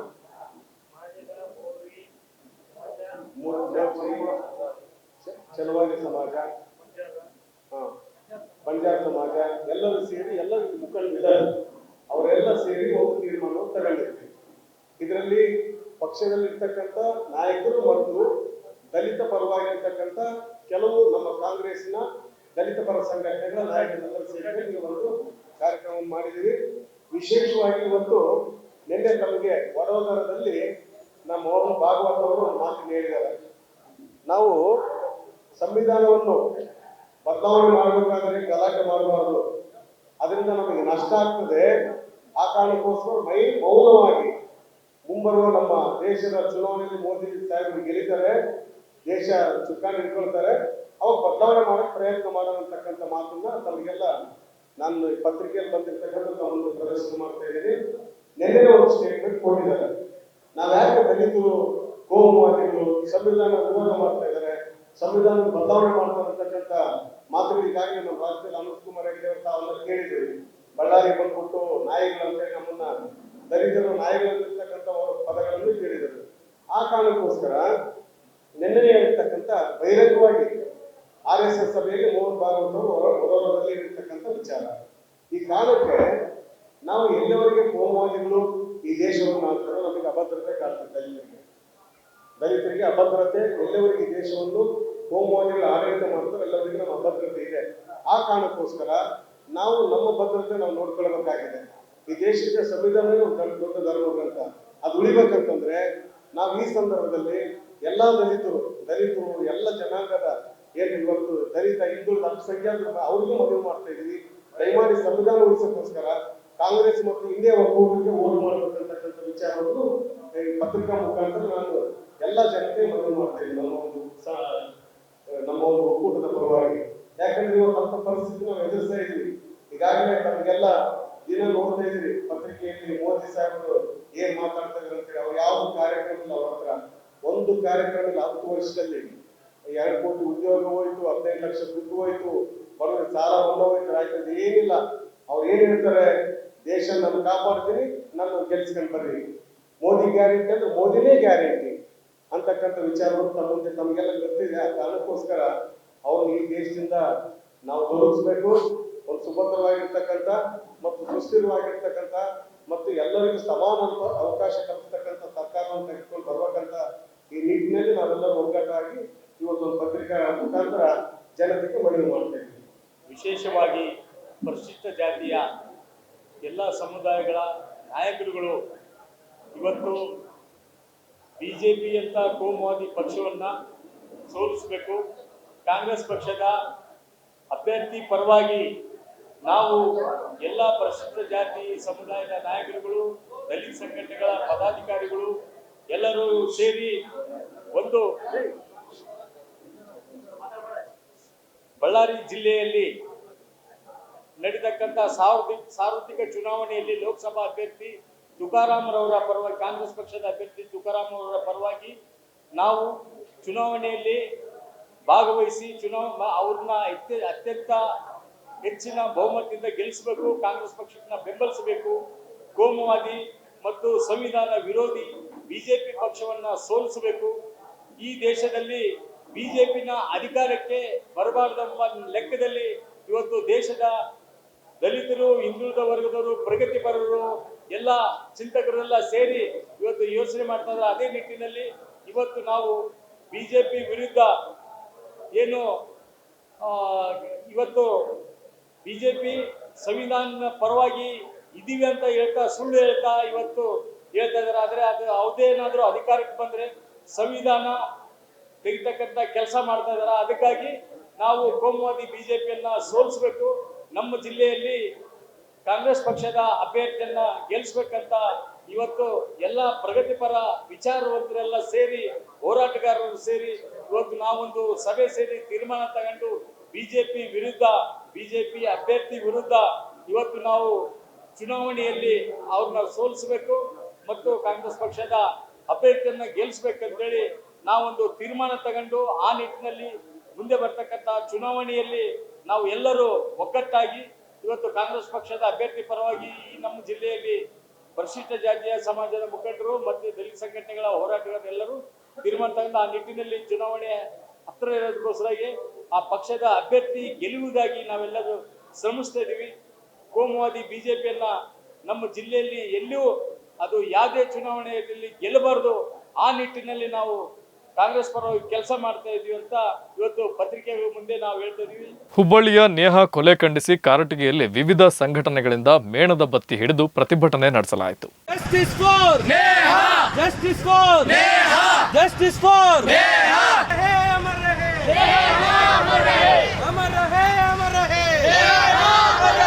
ಹುಬ್ಬಳ್ಳಿಯ ಬಿವಿಬಿ ಕಾಲೇಜಿನಲ್ಲಿ ನಡೆದ ನೇಹಾ ಹಿರೇಮಠ್ ಕೊಲೆ ಖಂಡಿಸಿ ಕಾರಟಗಿಯಲ್ಲಿ ನಿನ್ನೆ ಸಂಜೆ ವಿವಿಧ ಸಂಘಟನೆಗಳ ಪದಾಧಿಕಾರಿಗಳು ಮತ್ತು ನಾಗರಿಕರು ಮೇಣದ ಬತ್ತಿ ಹಿಡಿದು ಪ್ರತಿಭಟನೆ ನಡೆಸಿದರು. ಈ ವೇಳೆ ಮಾತನಾಡಿದ ಮುಖಂಡರು, ನೇಹಾ ಹಿರೇಮಠ್ ಕೊಲೆ ಮಾಡಿರುವುದು ಅಕ್ಷಮ್ಯ ಅಪರಾಧ. ನಮ್ಮ ದೇಶದಲ್ಲಿ ಪುರಾಣ ಕಾಲದಿಂದಲೂ ಹೆಣ್ಣನ್ನ ಗೌರವದಿಂದ ಕಾಣಲಾಗುತ್ತಿದೆ. ಅಂತಹದರಲ್ಲಿ ಇಂದು ಈ ಭೂಮಿ ಮೇಲೆ ಹಾಡ ಹಗಲೇ ಕೊಲೆ ಮಾಡುವ ಪರಿಸ್ಥಿತಿ ನಿರ್ಮಾಣವಾಗಿದೆ ಎಂದು ಬೇಸರ ವ್ಯಕ್ತಪಡಿಸಿದರಲ್ಲದೆ ಕೊಲೆ ಆರೋಪಿಗೆ ಗಲ್ಲು ಶಿಕ್ಷೆ ನೀಡುವಂತೆ ಒತ್ತಾಯಿಸಲಾಯಿತು. ಅಷ್ಟು ಒಳ್ಳೆಯದು ಅಂತ ನಾವು ಅಂದ್ಕೊಂಡಿದ್ದೀವಿ. ಆದರೆ ಇನ್ನೂ ಅವರನ್ನ ಏನು ಮಾಡಲಾರ್ದ ಬಿಟ್ಟಿರೋದೇ ನಮ್ಮ ವ್ಯವಸ್ಥೆ ಹಾಗಾಗಿದೆ. ನತದೃಷ್ಟ ಕರ್ನಾಟಕ ನಮ್ಮದು. ಇದು ನತದೃಷ್ಟ. ಒಂದು ಹೆಣ್ಣನ್ನ ಪೂಜಿಸ್ತಾ ಇದ್ದೀವಿ, ಒಂದು ಹೆಣ್ಣಿಗೆ ಗೌರವ ಇದೆ. ತಲತಲಾಂತರದಿಂದ ನೋಡಿ ನೀವು ಪುರಾಣ ಪುಣ್ಯ ಕಥೆಗಳಲ್ಲಿ ಹೆಣ್ಣಿಗೆ ಒಂದು ಗೌರವ ಇದೆ. ಆದರೂ ಕೂಡ ಇಲ್ಲಿ ಒಂದು ಹೆಣ್ಣಿನ ಜೀವಕ್ಕೆ ಬೆಲೆಯೇ ಇಲ್ಲ ಅಂತಾಗಿದೆ. ಇನ್ನುವರೆಗೂ ಕೂಡ ಈ ನೇಹಾ ತಿರುಗಿ ಸಾವನ್ನಪ್ಪಿ ಕೆಲವು ದಿನಗಳಾದರೂ ಕೂಡ ಯಾವುದೇ ಶಿಕ್ಷೆ ಕೊಡಲಾರ್ದ ಇದೆ. ಹಾಗಾಗಿ ಆದಷ್ಟು ಬೇಗ ಆತನ ಮರಣದಂಡನೆ ಶಿಕ್ಷೆ ಕೊಡಲಿ ಅಂತ ಕೇಳುತ್ತಾ ಎಲ್ಲ ಸಮಸ್ತ ಬಾಂಧವರಿಗೂ ನನಗೆ ಮಾತಾಡಲು ಅವಕಾಶ ಕೊಟ್ಟಿದ್ದಕ್ಕೆ ಅವರಿಗೆ ಧನ್ಯವಾದಗಳು.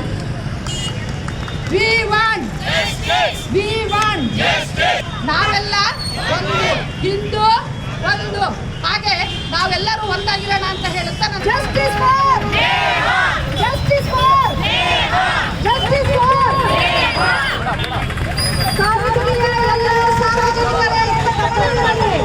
ಇಲ್ಲಿ ಈ ಭಾವಚಿತ್ರದಲ್ಲಿ ಇರ್ತಕ್ಕಂತಹ ಅದು ಅತಿ ಕೇವಲ ನೇಹ ಮಾತ್ರ ಅಲ್ಲ, ಒಬ್ಬ ಹೆಣ್ಣು ಮತ್ತು ಫಯಾಜ್ ಏನಿದಾರಲ್ಲ ಅವರು ಒಬ್ಬ ಯುವಕ ಅಲ್ಲ, ಅವರು ಪುರುಷನ ಪ್ರತೀಕ. ಇಂಥ ಭಾರತ ಮಾತೆ ಅಂತ ಹೇಳ್ಕೊಳ್ಳುವಂತಹ ಇಡೀ ಪ್ರಪಂಚದಲ್ಲಿ ದೇಶಕ್ಕೆ ಮಾತೆ ಅನ್ನುವಂತಹ ಸ್ಥಾನವನ್ನು ನೀಡಿದಂತಹ ದೇಶ ನಮ್ಮದು. ಅಲ್ಲಿನ ಹೆಣ್ಣು ಮಕ್ಕಳನ್ನು ಈ ರೀತಿ ಹಾಡು ಹಗಲುಕೊಳ್ತಾ ಇದ್ದಾರೆ.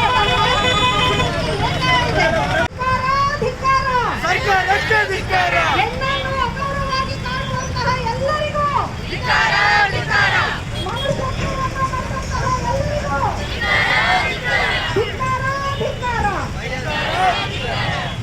ನಾನು ಇವತ್ತು ಈ ಮೂಲಕ ಎಲ್ಲರಲ್ಲಿಯೂ ಪ್ರಾರ್ಥನೆ ಮಾಡ್ಕೊಂಡೇನೆ. ಇಂತಹ ಪ್ರತಿಭಟನೆಗಳು ಇನ್ನು ನಮ್ಮ ದೇಶದಲ್ಲಿ, ನಮ್ಮ ಪ್ರದೇಶಗಳಲ್ಲಿ ನಡೆದೇ ಇರುವ ಹಾಗೆ ನಾವೆಲ್ಲರೂ ಜಾಗೃತವಾಗಿರೋಣ.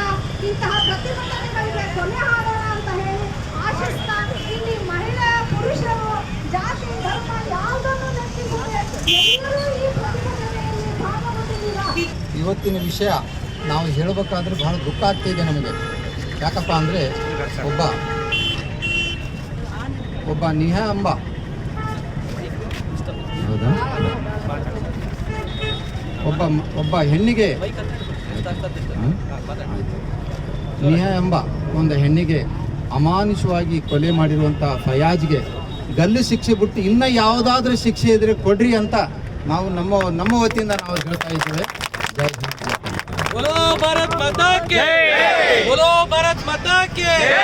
ನಾವು ಬಂದಿರೋದು ಒಂದು ನ್ಯಾಯದ ಪರವಾಗಿ ಬಂದಿದ್ದೀವಿ. ಸೊ ಏನಪ್ಪ ಅಂದರೆ ಹಾಡು ಹಗಲಲ್ಲೇ ಒಂದು ಜೀವವನ್ನು ಕೊಲ್ಲುವ ಮಟ್ಟಿಗೆ ಒಬ್ಬ ಮನುಷ್ಯ ಬೆಳೀತಾ ಇದ್ದಾನೆ ಅಂದರೆ ಆ ದೇಶದ ಕಾನೂನು ವ್ಯವಸ್ಥೆ ಹೇಗಿದೆ ಅಂತ ನಾವು ತಿಳ್ಕೋಬೇಕು. ಸೊ ಅದಕ್ಕೆ ಹೇಳ್ತಾ ಇರೋದಿಷ್ಟೇ, ಒಬ್ಬ ಮನುಷ್ಯ ಇನ್ನೊಬ್ಬ ಮನುಷ್ಯನನ್ನು ಸಾಯಿಸೋ ರೀತಿ ಇವಾಗ ಕಾನೂನು ವ್ಯವಸ್ಥೆ ಅಥವಾ ಮನುಷ್ಯ ಬೆಳೀತಾ ಇದ್ದಾನೆ ಅಂದರೆ ಆ ದೇಶದಲ್ಲಿ ಕಾನೂನು ವ್ಯವಸ್ಥೆ ಸರಿಯಾಗಿಲ್ಲ ಅನ್ನೋದು ಅರ್ಥ. ಸೊ ಇಷ್ಟೇ ನಾನು ಬೇಡ್ಕೊಳ್ಳೋದು, ಒಬ್ಬ ಮನುಷ್ಯ ಇನ್ನೊಬ್ಬ ಮನುಷ್ಯನನ್ನು ಮುಟ್ಟಬೇಕು ಅಂದರೆ ಭಯ ಪಡಬೇಕು. ಅಂತಹ ಕಾನೂನು ವ್ಯವಸ್ಥೆ ನಮ್ಮ ದೇಶದಲ್ಲಿ ಜಾರಿ ಆಗಬೇಕು. ಒಂದು ಹೆಣ್ಣು ಅಲ್ಲ, ಒಂದು ಜೀವಕ್ಕೋಸ್ಕರ ನಾವು ಬಡದಾಡ್ತಾ ಇದ್ದೀವಿ. ನಮ್ಮ ಕಾರಟಗಿಯಲ್ಲೂ ಸಹ ನ್ಯಾಯದ ಪರ ಹೋರಾಟದ ಸಂಘ ಸಂಸ್ಥೆಗಳಿದ್ದಾವೆ ಅಂತ ಹೇಳಕ್ಕೆ ನನಗೂ ಸಹ ಹೆಮ್ಮೆ ಆಗ್ತಾ ಇದೆ. ನಾವೆಲ್ಲರೂ ಬಂದಿರೋದು ಇಲ್ಲಿ ನ್ಯಾಯದ ಪರವಾಗಿ, ಒಂದು ಜೀವದ ಪರವಾಗಿ. ಪ್ಲೀಸ್ ನಿಮ್ಮ ಮನೆ ಹೆಣ್ಮಕ್ಳು ಸಹ ಸೇಫ್ ಆಗಬೇಕು ಅಂದರೆ ನಾವು ಸಹ ನೇಹನ ಪರವಾಗಿ ಹೋರಾಟ ಮಾಡಬೇಕು, ಒಂದು ಜೀವದ ಪರವಾಗಿ ಹೋರಾಟ ಮಾಡಬೇಕು. ಯಾವುದೇ ಧರ್ಮ ಅಥವಾ ಜಾತಿ ಆಗಿರ್ಬೋದು ಅಥವಾ ಯಾವುದೇ ರಾಜಕೀಯದ ಪರವಾಗಿ ನಾವಿಲ್ಲಿ ಹೋರಾಟ ಮಾಡೋಕ್ಕೆ ಬಂದಿಲ್ಲ, ಒಂದು ಜೀವದ ಪರವಾಗಿ ನಾವು ಹೋರಾಟ ಮಾಡೋಕ್ಕೆ ಬಂದಿದ್ದೀವಿ. ಸೊ ಹಾಡು ಹಗಲಲ್ಲೇ ಈ ರೀತಿ ಕೊಲೆಗಳು ನಡೀತಾ ಇದ್ದಾವೆ ಅಂದರೆ ನಾವು ಬದುಕೋದು ಹೇಗ್ರಿ? ಇಷ್ಟು ಕ್ರೂರ ಮೃಗಗಳ ಹತ್ರ ನಾವು ಬದುಕೋಕೆ ಆಗ್ತಾ ಇಲ್ಲ. ಸೊ ಒಂದು ದೇಶದಲ್ಲಿ ಒಂದು ಕಾನೂನು ವ್ಯವಸ್ಥೆ ವ್ಯವಸ್ಥಿತವಾಗಿರಬೇಕು. ಒಬ್ಬ ಮನುಷ್ಯ ಇನ್ನೊಬ್ಬ ಮನುಷ್ಯನನ್ನು ಮುಟ್ಟಬೇಕು ಅಂದರೆ ಸಹ ಭಯ ಪಡಬೇಕು. ಅಂತಹ ಕಾನೂನು ವ್ಯವಸ್ಥೆ ನಮ್ಮ ದೇಶದಲ್ಲಿ ಜಾರಿ ಆಗಬೇಕು ಅಂತೇಳಿ ನಾನು ಕೇಳ್ಕೊಳ್ತಾ ಇದ್ದೀನಿ. ಹಾಗೂ ಪ್ರತಿಯೊಬ್ಬರಿಗೂ ಧನ್ಯವಾದಗಳನ್ನು ಸಹ ಹೇಳ್ತಾ ಇದ್ದೀನಿ. ಮಂಡಿಗಳಿಗೂ ಮತ್ತು ನಮ್ಮ ಹಿರಿಯ ಪುರುಷರಿಗೂ ನನ್ನಿಂದ ಮತ್ತು ನಮ್ಮ ಕಾರಟಗಿ ಜನರಿಂದ ವಂದನೆಗಳು. ನಾವು ಈ ಒಂದು ಪ್ರೀತಿಗೆ ಕೊಲೆ ಒಂದೇ ಆಧಾರ ಅಲ್ಲ, ಅವ್ರು ಮಾಡಿದ್ದಾರೆ ಅಂತ ಆಧಾರದ ಮೇಲೆ ಅವ್ರು ಮಾತಾಡಬೇಕು. ಯಾವತ್ತು ನಮ್ಮ ದೇಶ, ಅದು ನಮ್ಮ ರಾಜ್ಯ ಕರ್ನಾಟಕ ಪಾಕಿಸ್ತಾನ ಆಗಬಾರ್ದು. ಪಾಕಿಸ್ತಾನ ಆಯಿತು ಅಂದರೆ ನಾವು ಇದ್ದ ಪ್ರಯೋಜನ ಇಲ್ಲ ಕರ್ನಾಟಕದಲ್ಲಿ. ಅದಕ್ಕಾಗಿ ಪ್ರತಿಯೊಬ್ಬ ಮಹಿಳೆ, ನಾನು ಈಗ ಸುಮಾರು ಒಂದು 25 ವರ್ಷದ ಕೆಳಗೆ ಕೊಪ್ಪಳದಲ್ಲಿ ಒಂದು ಮಹಿಳಾ ವಿಭಾಗದಲ್ಲಿ ಹೇಳಿದ್ದೆ, ಯಾವ ಮಹಿಳೆ 12 ಗಂಟೆ ರಾತ್ರಿಗೆ ಒಬ್ಬಳೇ ತನ್ನ ಮನೆಯನ್ನು ಸೇರುತ್ತಾಳೋ ಅವತ್ತು ಅವಳು ಸ್ವತಂತ್ರಳಾಗಿ ಬದುಕುತ್ತಾಳೆ ಅಂತ. ನಾವು ಹೋರಾಡೋದನ್ನು ಕಲಿಬೇಕು, ದಂಡಿಸುವುದನ್ನು ಕಲಿಬೇಕು. ಯಾಕೆ ನಮ್ಮ ಜಾತಿಯಲ್ಲಿ ನಮಗಿಲ್ಲವೇ? ಅವರವರ ಜಾತಿಯಲ್ಲಿ ಅವರಿಗಿಲ್ಲವೇ? ಅದು ಅವರ ಧರ್ಮ ನಮ್ಮದು. ನಾವು ಹಿಂದೂ ಧರ್ಮ, ಜಾತಿಗಳೆಲ್ಲ ಉಪಜಾತಿಗಳು. ಅವುಗಳನ್ನು ನಾವು ಸರಿಯಾದ ರೀತಿಯಲ್ಲಿ ಬಳಸಿಕೊಂಡು ಇರಬೇಕೇ ವಿನಃ ಅದನ್ನು ಒಂದು ಕೃತ್ಯವಾಗಿ ಒಂದು ಡ್ರಗ್ಸ್ಗಳನ್ನು ಉಪಯೋಗಿಸ್ಕೊಂಡು ಕುಡಿದು ಮಾಡಿ ಅಮಾನುಷ್ಯವಾಗಿ ಒಂದು ಹೆಣ್ಣನ್ನು ಕೊಲ್ಲುವುದು ಮಹಾ ಅಪರಾಧ. ಈ ಅಪರಾಧವನ್ನು ಪ್ರತಿಯೊಬ್ಬ ಹೆಣ್ಣು ಮಗು ಕೂಡ ಖಂಡಿಸ್ಬೇಕು ಇವತ್ತು. ಅದ್ರ ಜೊತೆಗೆ ಸಾಥಿಯಾಗಿ ನಮ್ಮ ಪುರುಷರು ನಮಗೆ ಗಟ್ಟಿಯಾಗಿ ನಿಲ್ಲಲೇಬೇಕು. ನಮ್ಮ ರಾಜ್ಯವನ್ನು ದಯಮಾಡಿ ಪಾಕಿಸ್ತಾನವನ್ನಾಗಿ ಮಾಡಬೇಡಿ, ಕೈ ಮುಗಿದು ಎಲ್ಲರನ್ನು ಕೇಳಿಕೊಳ್ಳುತ್ತೇನೆ. ಅವರು ಹಿರಿಯರು ಹೇಳ್ತಾರೆ ರಾಜಕೀಯ ಮಂದಿ, ಆದರೆ ಅದಲ್ಲ. ನಿಮ್ಮ ಮತ ನಿಮ್ಮ ಕೈಯಲ್ಲಿ. ನೀವು ಯಾರಿಗೆ ಯೋಗ್ಯವಾದ ಒಂದು ಮತವನ್ನು ಹಾಕಿ, ಯೋಗ್ಯವಾದ ಒಂದು ಸರ್ಕಾರವನ್ನು ಆರಿಸಿ, ಯೋಗ್ಯ ಮರ್ಯಾದೆಯನ್ನು ಕೊಡ್ತಕ್ಕಂಥ ಜೀವನವನ್ನು ನಾವಿವತ್ತು ನಡೆಸಬೇಕಂತೇಳಿ ತಮ್ಮೆಲ್ಲರಲ್ಲಿ ಕೇಳುತ್ತೇನೆ. ನಿಮಗೆ ನ್ಯಾಯ ದೊರಕಲೇಬೇಕು. ನಾವೆಲ್ಲರೂ ಸೇರಿ ನ್ಯಾಯವನ್ನು ಕೊಡಲೇಬೇಕು. ಅವರ ತಂದೆ ಅವರ ಸಮಾಧಿಯ ಮೇಲೆ ಹೇಗೆ ಪ್ರಮಾಣ ಮಾಡಿದ್ದಾನೆ, ಇವತ್ತು ನಾವು ಕೂಡ ಅವಳಿಗೆ ನ್ಯಾಯ ಸಿಗಲಿ ಅಂತ ಪ್ರಮಾಣವನ್ನು ಮಾಡಿ ನೀವು ಹೋರಾಟವನ್ನು ನಾವು ಮುಂದುವರಿಸೋಣ. ಈ ಬಾರಿಯ ಲೋಕಸಭಾ ಚುನಾವಣೆಯಲ್ಲಿ ಬಿಜೆಪಿ ಪಕ್ಷವನ್ನ ಸೋಲಿಸುವ ಮೂಲಕ ಸಂವಿಧಾನ ಉಳಿಸಬೇಕು ಎಂದು ಅಖಿಲ ಭಾರತ ಜನವಾದಿ ಮಹಿಳಾ ಸಂಘಟನೆ ಕರೆ ನೀಡಿದೆ. ಕೇಂದ್ರದಲ್ಲಿ ಬಿಜೆಪಿ ಸರ್ಕಾರ ಅಧಿಕಾರಕ್ಕೆ ಬಂದಾಗಿನಿಂದಲೂ ದೇಶದಲ್ಲಿ ಮಹಿಳೆಯರ ಮೇಲೆ ಅತ್ಯಾಚಾರಗಳು, ಕೊಲೆ ಪ್ರಕರಣಗಳು ಹೆಚ್ಚಾಗುತ್ತಿವೆ. ಅಲ್ಲದೆ ಮಹಿಳೆಯರ ಮೇಲೆ ಅತ್ಯಾಚಾರ ಮಾಡಿ ಕೊಲೆ ಮಾಡಿದ ಆರೋಪಿಗಳನ್ನು ಸನ್ನಡತೆ ಆಧಾರದಲ್ಲಿ ಬಿಡುಗಡೆ ಮಾಡಲಾಗುತ್ತಿದೆ. ಹಾಗಾಗಿ ಕೇಂದ್ರದಲ್ಲಿ ಬಿಜೆಪಿ ಸರ್ಕಾರವನ್ನು ತೊಲಗಿಸಿ ಮಹಿಳೆಯರಿಗೆ ಗೌರವ ನೀಡುವ ಸರ್ಕಾರವನ್ನು ಅಧಿಕಾರಕ್ಕೆ ತರಬೇಕು. ಈ ನಿಟ್ಟಿನಲ್ಲಿ ಪ್ರತಿಯೊಬ್ಬ ಮತದಾರರು ಕಾಂಗ್ರೆಸ್ ಪಕ್ಷಕ್ಕೆ ಮತ ನೀಡಬೇಕು ಎಂದು ಅಖಿಲ ಭಾರತ ಜನವಾದಿ ಮಹಿಳಾ ಸಂಘಟನೆಯ ಪದಾಧಿಕಾರಿಗಳು ಕರೆ ನೀಡಿದರು. ಭಾರತದ ಮಹಿಳೆಯರ ಸ್ಥಿತಿಗತಿಗಳು 2014ನಿಂದ 2024ವರೆಗೆ ದಶಕದ ಅನುಭವಗಳು ಅಂತಂದು ಒಂದು ಪುಸ್ತಕ ಈ ಬಿಜೆಪಿ ಸರ್ಕಾರ ಬಂದಿದ ಮೇಲೆ ಏನೆಲ್ಲ ಅನ್ಯಾಯಗಳಾಗಿದ್ದಾವೆ ಮಹಿಳೆಯರ ಮೇಲೆ, ದಬ್ಬಾಳಿಕೆಗಳು ಮತ್ತು ಬೇರೆ ಬೇರೆ ರೀತಿಯಲ್ಲಿ ತೊಂದರೆಗಳು ಏನೇನಾಗಿದ್ದಾವೆ ಅಂತಂದು ಒಂದು ಸಣ್ಣದು ಪುಸ್ತಕ ಬಿಡುಗಡೆ ಮಾಡಿದ್ದೀವಿ ಸರ್. ಹಾಗಾಗಿ ನಮ್ಮನ್ನು ಕರೆಯಲಾಗಿದೆ. ಮುಖ್ಯವಾಗಿ ಹೇಳಬೇಕು ಅಂತಂದರೆ, ಎಲ್ಲಿ ಉದಾಹರಣೆ ಕೇಳ್ತೀವಿ, ಬಿಲ್ಕಿಸ್ ಬಾನು ಅನ್ನೋಂಥವ್ರ ಮೇಲೆ ಅತ್ಯಾಚಾರಿಗಳನ್ನು ಕಠಿಣವಾದ ಶಿಕ್ಷೆ ಆಗಬೇಕು ಅಂತಂದು ದೊಡ್ಡ ಮಟ್ಟದಲ್ಲಿ ಹೋರಾಟ ಮಾಡಿದಾಗ ಅವ್ರನ್ನ ಅರೆಸ್ಟ್ ಮಾಡಿದರು. ಮತ್ತು ಇವರು ನಮ್ಮ ಮೋದಿ ಮುಖ್ಯಮಂತ್ರಿಗಳು ಏನು ಮಾಡಿದ್ದಾರೆ ಅಂತಂದರೆ, ಆಗಸ್ಟ್ 15ನೇ ತಾರೀಕು ಅವ್ರನ್ನ ಸನ್ನಡತನಿಂದ ಅವ್ರನ್ನ ಅಂದರೆ ಅತ್ಯಾಚಾರಿಗಳನ್ನ ಅವರು ಬಿಡುಗಡೆ ಮಾಡಿದ್ದಾರೆ.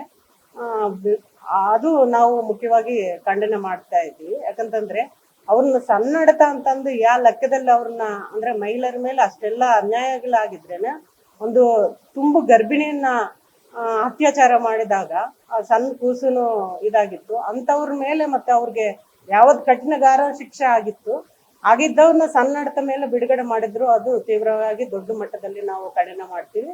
ಮತ್ತೆ ಅದೇ ರೀತಿಯಲ್ಲಿ ಬೆಲೆ ಏರಿಕೆ ಜಾಸ್ತಿ ಆಗಿದೆ. ಪೆಟ್ರೋಲು, ಡೀಸೆಲು ಮತ್ತೆ ಅಡಿಗೆ ಎಣ್ಣೆ ಪ್ರತಿಯೊಂದನ್ನು ಜಾಸ್ತಿ ಮಾಡ್ತಾ ಇದ್ದಾರೆ. ಮತ್ತೆ ಅದೇ ರೀತಿಯಲ್ಲಿ ರಾಜ್ಯ ಸರ್ಕಾರ ಅನುದಾನ ಏನು ಕೊಡಬೇಕು, ಅಕ್ಕಿ ಕೊಡ್ತೀವಿ ಅಂತಂದು ಅವರು ಮತ್ತೆ ಅದಕ್ಕೆ ಏನೈತೆ ರಾಜ್ಯ ಸರ್ಕಾರದಿಂದ ಕೊಡೋದನ್ನು ಅವರು ಕಡಿತ ಮಾಡಿದ್ದಾರೆ. ಮತ್ತೆ ಅದೇ ರೀತಿಯಲ್ಲಿ ಮತ್ತೆ ಬೇರೆ ಬೇರೆ ಮಹಿಳೆಯರ ಮಧ್ಯದಲ್ಲಿ